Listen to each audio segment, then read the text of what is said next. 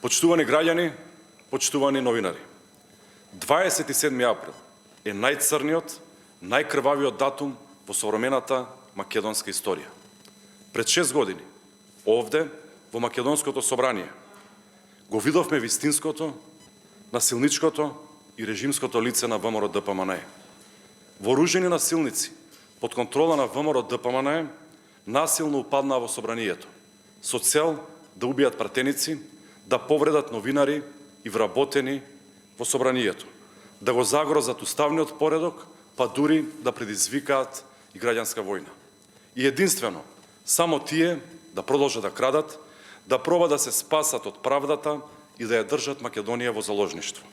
Да, ВМРО-ДПМНЕ го смисли и го спроведе крвавиот 27 април. 27 април е крвавиот печат на ВМРО-ДПМНЕ, од кој оваа партија и ден денеска не сака да се откаже. Нема никаква промена во ВМРО-ДПМНЕ, ниту милиметар. Тоа е истата режимска и насилничка партија.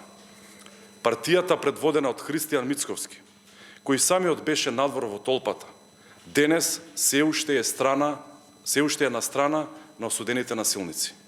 Наместо осуда, наместо извинување, ВМРО-ДПМНЕ денеска ги слави осудените насилници, нарекувајќи ги уставобранители, лицата кои се обидоа да го суспендираат уставниот поредок.